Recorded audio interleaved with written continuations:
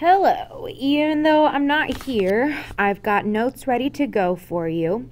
And we're going to talk about solving equations involving radicals today. Now, I know that you're probably got some questions on last night's homework and you're not quite ready to go over that one yet. You're going to go ahead and turn it into the sub. What I would like for you to do is make a list of questions, and then I will try to record a screencast like this one that answers some of your questions so you can look them up on Blackboard when you get a chance. Okay? We're going to talk about solving equations involving radicals today. These are going to be level 2s and level 3s, a little bit of both here. So let's go ahead and talk about this. This is not a new idea. When we did our unit on quadratics, we had to solve equations using radicals. Something like this, we would start by adding 3 to both sides, and then we'd have to square root.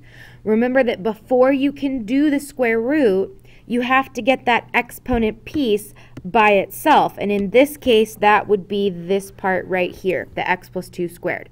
So I'd start by adding 3, and then I could square root. So keep that in mind. Another thing that you want to make sure you remember, this is back from day 1 when we were talking about radicals. If you take the even root of both sides, you're going to get a plus or minus as part of your answer, just like we did with quadratics, because a square root would be an even root. If it's odd, you're just going to get one solution, but if it's even, you're going to get 2. Something that you just want to be very aware of as you go through your problems. Should I have 2 answers? Should I only have 1? Let's look at a couple of examples here. These are both pretty straightforward. I would say that these are both level 2s. And the idea is just like solving any equation, we're trying to get x by itself. Well, what I have here is I have an x to the 5th. Just like if it was an x squared, we would square root. Since it's an x to the 5th, we're going to 5th root. But I cannot do the 5th root until that piece is by itself. So that means that the first thing I'm going to do is divide by 4 on both sides. That leaves me with x to the 5th is equal to 32. And now that I have the x to the 5th by itself, this is where I'm ready to now go ahead and take the 5th root. And again, the reason we're taking the 5th root of both sides is because I'm trying to undo a 5th power. This is what we talked about yesterday, that if the index and the power match, the radical is going to cancel. So that leaves me with x equals the 5th root of 2. We're lucky this one comes out evenly. Look at your charts. The 5th root of 32 is 2. And because this is an odd root, I get one solution, and that would be it. Pretty straightforward. It's exactly the same idea as solving any other equation. You just have this added step here of having to do a root at the end. Let's look at example 2. Go ahead and get that copied down into your notes.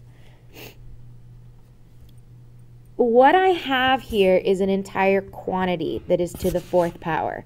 So before I can add 3, I have to take care of this guy here. And since there's nothing that I need to move, this is all I have left on the left-hand side of the equation.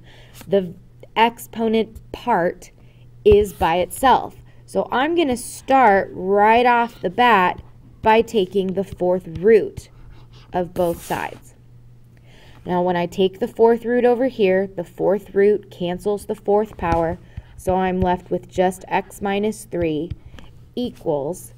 Now, 21 does not have a perfect 4th root, nor can I simplify it. Nothing on my power's 4th root list goes into 21.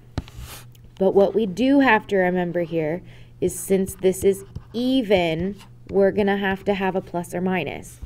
So I get x minus 3 is equal to plus or minus the 4th root of 21. And we'll just leave it just like that because we're going to go ahead and leave this in radical form for right now. Once I have that, just like when we did the square root problems, we're now going to add 3 to both sides, which gives me x equals, And again, I don't know why, but we go ahead and put the 3 in front of the plus or minus. So I get 3 plus or minus the 4th root of 21. And remember that this really represents 2 separate solutions. My answer when I do 3 plus the 4th root of 21, and my answer when we do 3 minus the 4th root of 21. So this is our answer if we're going to leave it in simple radical form. Now, some of you guys have been asking me, how do you do this on your calculator? Because they're not all going to simplify, and they're not all going to be numbers that are on your charts. So let's talk about how we do that. It's really going to be different depending on what kind of a calculator you have. So what you want to look for is a button that looks like one of these. Now, if you have a graphing calculator, it's in a menu, so you're going to have to do it a little bit differently, and you can go ahead and read ahead.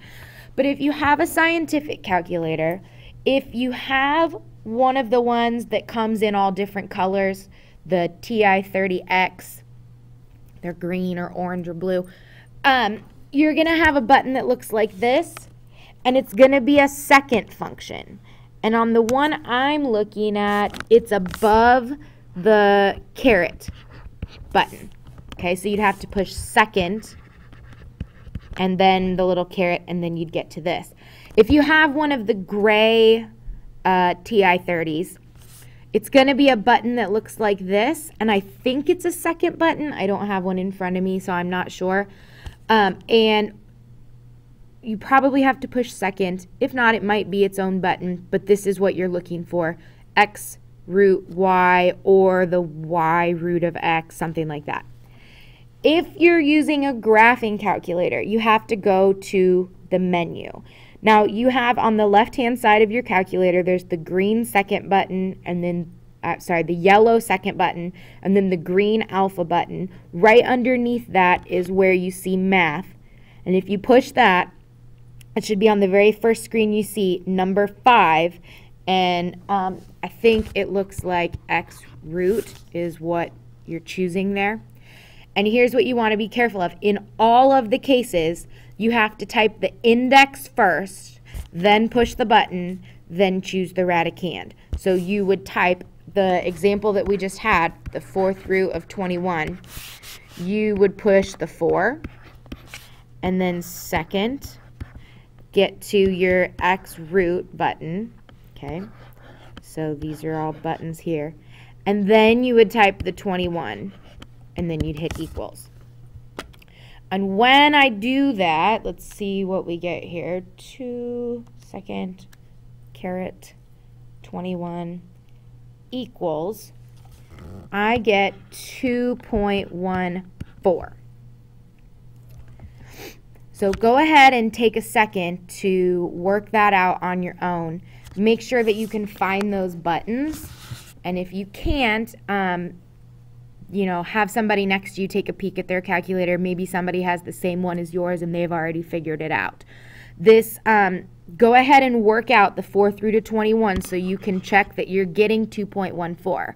And if you're not, that means that something you're doing is not quite right.